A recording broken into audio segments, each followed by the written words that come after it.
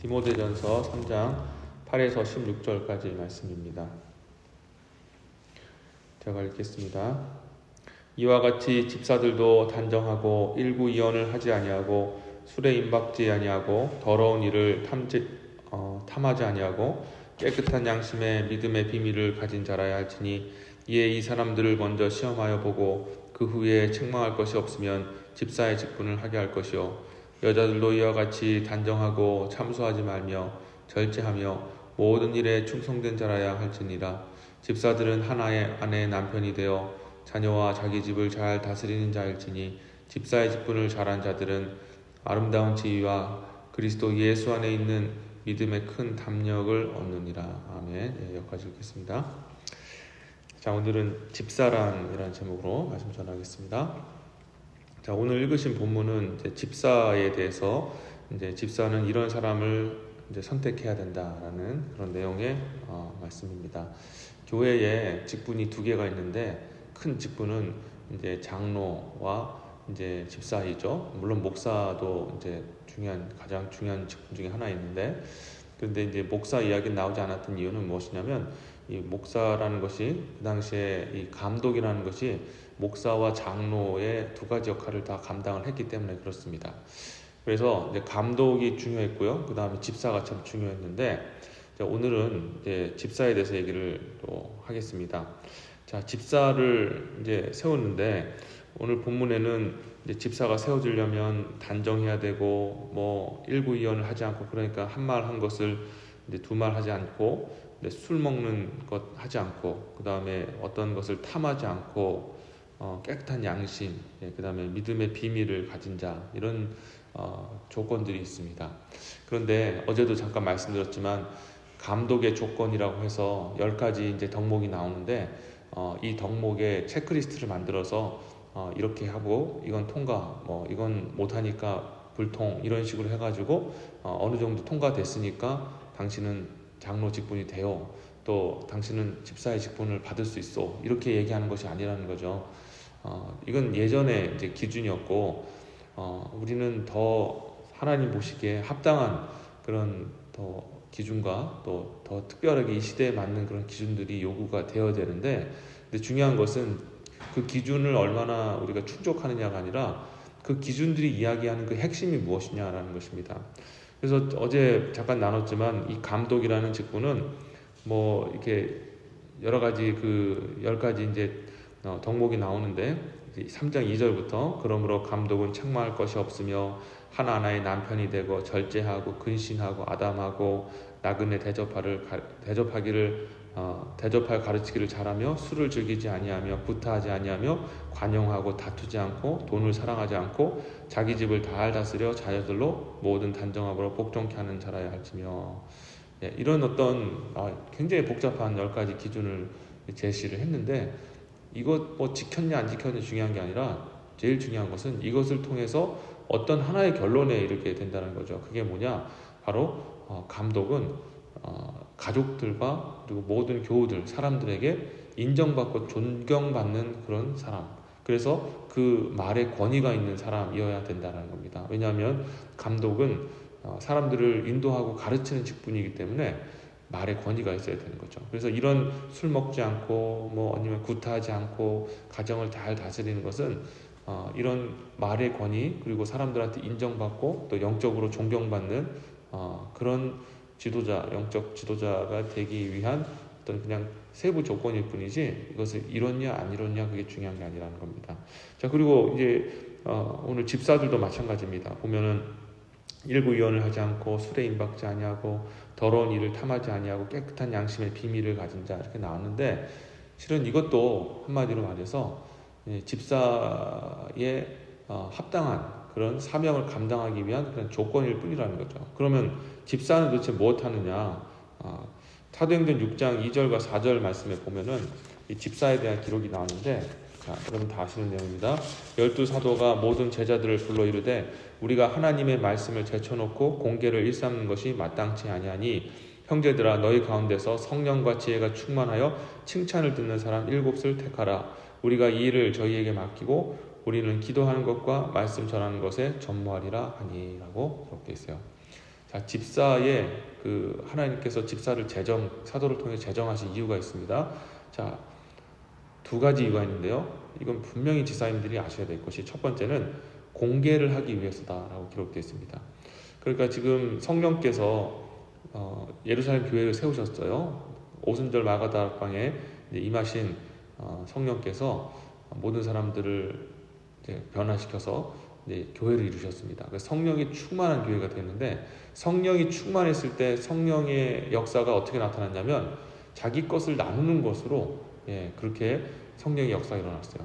우리가 이 성령의 아름다운 역사의 결과가 무엇이냐, 많은 분들은 뭐 기도가 잘 되는 겁니다, 아니면 뭐 방언하는 겁니다, 아니면 특별한 은사가 나타나는 겁니다 라고 얘기하는데요. 성령의 역사의 가장 아름다운 결과는 뭐냐면 바로 사랑입니다. 근데 더 구체적으로 말씀드리자면 자기 것을 나누는 것. 그래서 교회 안에 성령 충만함이라는 거는요, 야, 저기 저 집사님, 저 장로님 방언하더라, 야, 뭐 능력 행하더라, 이게 아니고요, 사랑이 나오는 거예요. 근데 그 사랑이 어떻게 나오냐면 자기 것을 나누는 사랑. 막 주고 싶어 견딜 수가 없는 거예요. 그 주의 사랑이 부어지니까 막 내 거 나누고 싶고, 더 가져가, 이거 해 하면서 서로 나누는 것이 바로 성령의 역사의 최종적인 결과다라는 것입니다.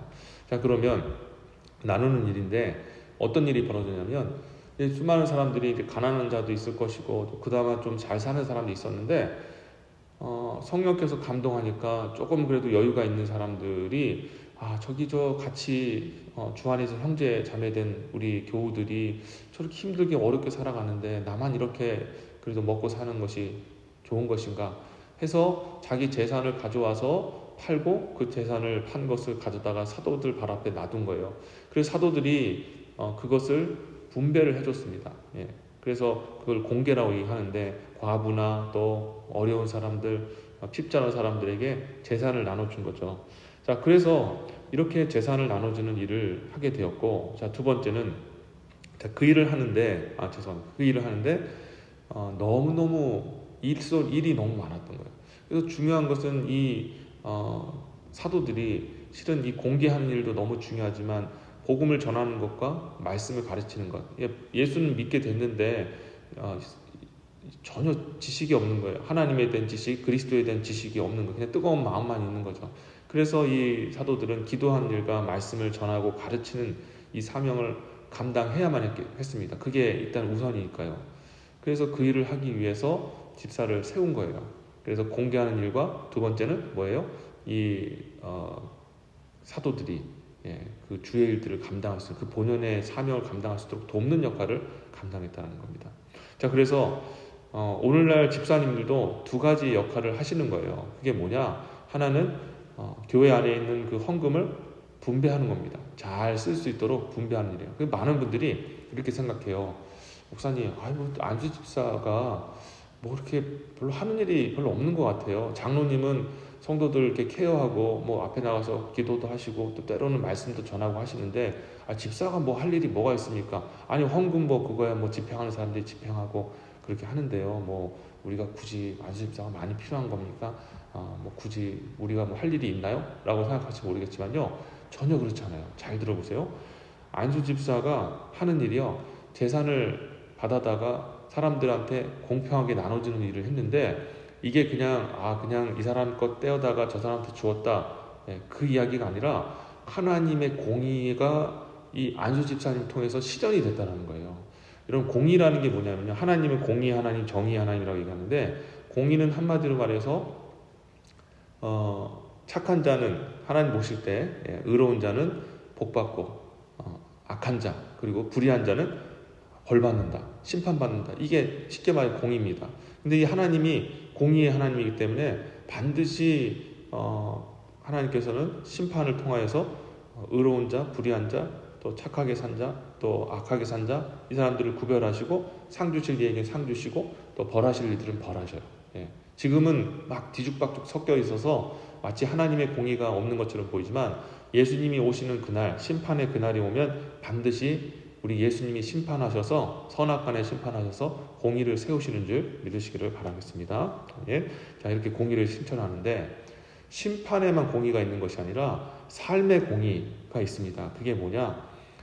부하고 이 가난한 자들이 이렇게 빈부격차가 생길 때에 하나님께서 어떻게 하셨느냐? 부한 자의 마음을 감동시켜서 그들의 재산을 내어놓게 하시고 내어놓으신 재산을 가난한 자들에게 나눠주어서 부의 재분배를 이루시는 거예요. 그래서 가난한 자와 부한 자들이 비록 자기의 능력에 따라서 어떤 이는 물질을 많이 벌어서 부한 자가 되었고 가난한 이는 또 연약한 가운데 가난하게 살아갔지만 하나님께서 성령으로 역사하셔서 사랑의 마음을 주셔서 그 부의 재분배가 일어나게 하셔서 그 누구나 주 앞에서 다 행복하고 또 누리면서 살 수 있도록 그렇게 하신 거예요. 그게 바로 하나님의 정의입니다. 이 정의를 실현하는 사람들이 누구냐? 바로 안수 집사님이라는 거예요. 다른 사람한테 맡긴 게 아닙니다. 안수 집사님, 기름 부어 세우신 안수 집사님들이 하나님의 정의와 공의를 실현하는 주의 손이요, 주의 발이요, 주의 눈이라는 거예요.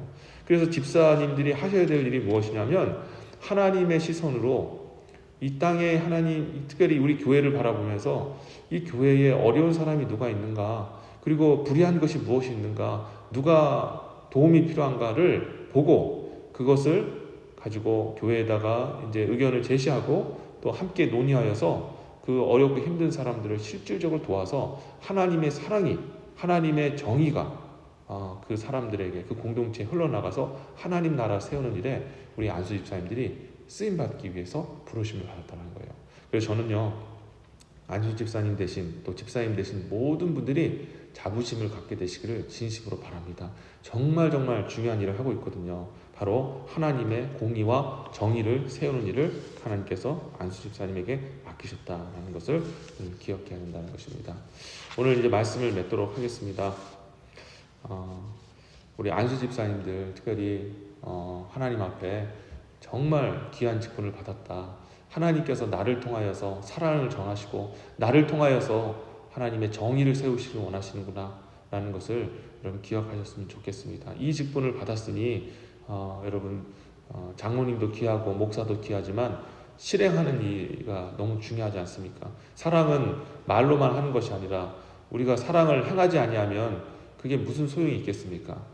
야고보 사도도 따숩게 하라, 편하게 하라 그렇게 말은 다 잘 할 수 있으나 사랑하는 자가 중요하고 실행하는 믿음이 중요하다라고 우리에게 권면했던 것처럼 실제로 사랑을 집행하고 하나님의 정의를 세우는 그 집행자의 역할이 너무너무 중요한데 그것을 특별히 안수 집사님에게 맡기셨다는 것을 기억하시면서 자부심을 가지시고 또 여러분이 그냥 안수 집사로 그냥 살아가는 것이 아니라 어떻게든 하나님의 정의를 이 교회 안에서 또 우리 삶 속에서 이루어 가실 것인가 거기에 관심을 두시고 또 그렇게 실행하시며 나갈 때 하나님께서 여러분들을 그 어떤 사람보다 더 존귀하고 귀하게 또 세워주시는 그런 은혜와 복을 내려주실 줄 좀 믿습니다. 오늘 그런 안수집사 되시기를 또 그런 안수집사님들이 우리 교회 안에서 세워지기를 기도하는 이 아침 되기를 주의 이름으로 축원합니다. 아멘. 기도하겠습니다.